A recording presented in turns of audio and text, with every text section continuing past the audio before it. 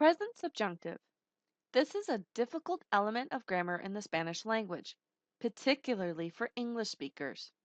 As we will see, there is actually a formula to these sentences that requires subjunctive, and this will help you to understand why we use this verb form in Spanish.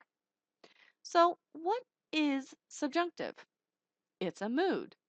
We've already talked about tense, and we know it has to do with time. We have talked a little bit about aspect. This is the difference between preterite and imperfect. Mood has to do with the conditions of why a person says what they are saying. Are they making a command? That's the imperative mood. Commands, mandatos. Is it a declarative statement of fact? Then that is indicative mood, and that includes everything that we have studied before mandatos. The present tense that we talked about in the previous semester, preterite and imperfect. Now we'll talk about subjunctive. Subjunctive always indicates irrealis, something that isn't necessarily true. It expresses an opinion, or a preference, or a request, but not a declaration of fact. For example, if your mother tells you, I want you to clean your room. Now, probably that means you should clean your room. But just because your mother tells you this, it doesn't mean that you're going to hop to it and get to cleaning at that very second.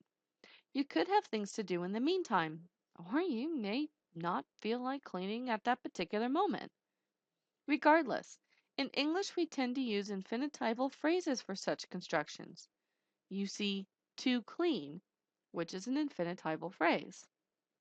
In Spanish, we use a subjunctive construction, not an infinitive. Quiero que limpies tu cuarto. With subjunctive comes certain rules when it can be used in Spanish. There are three conditions that must be met in a sentence to even have subjunctive. If all three are not met, you can never have subjunctive in that sentence. They are trigger, que, and two clauses. Trigger. You need some sort of verb or phrase that triggers the use of subjunctive. Or better yet, it refers to a desire, an emotion, or a doubt. Desire triggers. These are verbs and phrases that project a desire, a want, a recommendation, a request, a demand. These are verbs like recomendar, sugerir, querer, preferir, desear, permitir, insistir, which is also always followed by en, prohibir, etc. Emotion triggers. These are verbs and phrases that all project an emotion or an opinion that is subjective and not based on fact, such as esperar, gustar and encantar, and all the other gustar-like verbs. Alegrarse, sentir, meaning to be sorry, as well as to feel, and similar verbs. Also, this group of triggers includes all of the impersonal phrases that involve es and an adjective. Es bueno, es malo, es triste, es horrible, and so on. Doubt triggers. These are verbs and phrases that express doubt or disbelief, as well as anything that isn't 100% true. In the Romance languages, when you believe something, it's 100% true, for you at least. But if you doubt it, or don't believe it, or don't think something to be true, it's not. So our doubt trigger verbs and phrases include dudar, no creer and no pensar. Note the negative element. Negar, es posible, es probable, and the like. Next, que. Remember that this is a relative pronoun, meaning that it introduces relative clauses. As we studied in Chapter 11, relative clauses are descriptive clauses that have to be introduced with a relative pronoun, so they are never going to stand alone. For right now, we'll only be using que in these sentences. More on this later. Finally, two clauses. A clause is a combination of a subject and a verb. And since we just got through learning that there is a relative clause in these sentences, this makes sense. So let's look at some Spanish sentences to see how this works. We know that we have our conditions. Let's see the subjunctive in action. What if we want to say, my parents want me to study math? How do we say that in Spanish? Remember, we can't do infinitival clauses in Spanish when we have a trigger around, not when the subjects are different. So we'll be using subjunctive. The sentence will be, mis padres quieren que yo estudie matemáticas. Do you see the three conditions? We have a trigger, querer. So we have desire involved. We have que. We have two clauses. And note that the subjunctive verb is the one that's after the que. This is the only verb that can be put into the subjunctive. And if you think about it, that makes sense.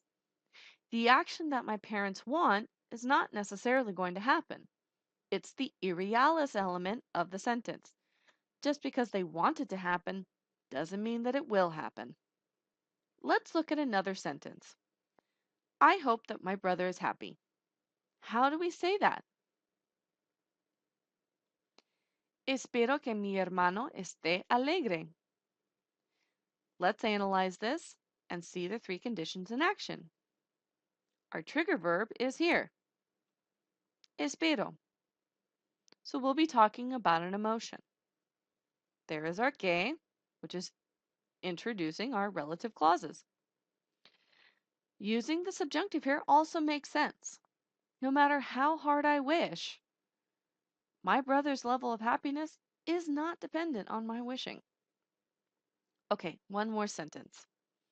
I don't think that I can go to the party. At first blush, we might think that the subjunctive can't be used, since I is the subject for both clauses. But that rule only applies for wish and request triggers, not for emotion or doubt triggers. So we still use the subjunctive in the sentence. How do we say the sentence in Spanish? No creo que pueda ir a la fiesta. Let's figure this out. We can see our trigger, no creo. There's the que, and there's are the two clauses. And using the subjunctive here makes sense. I don't think I can go right now, but things might change, so it's not 100% for certain that I won't go to the party. So how do we form the subjunctive? Well, this will look really familiar. You use the yo form of the present tense verb that you want to change. Then you delete the final o and add the opposite vowel plus the normal present tense endings that we have seen before. Es for tú, the mos for nosotros, the is for vosotros, if you choose to use it, and the en for ellos, ellas, ustedes. There are some irregular forms, but you have seen these before, especially for commands. Talking about commands, we notice that these subjunctive forms look like the command forms that we saw earlier. Why is that? Well, it's not that uncommon, especially for Indo-European languages, of which Spanish and English are too. But they behave very differently in Spanish with respect to pronouns. We saw that commands require pronouns to be placed in different spots, depending on whether it's an affirmative or a negative command. With subjunctive, we use the same rules that we did last semester, or with preterite or imperfect. Object pronouns can go in front of the conjugated verb or attached to the end of an infinitive. Have patience with the subjunctive. This is a difficult topic that takes English speakers some time to practice. But keep practicing. Keep asking questions, and you will improve. Espero que ustedes tengan muchísima suerte.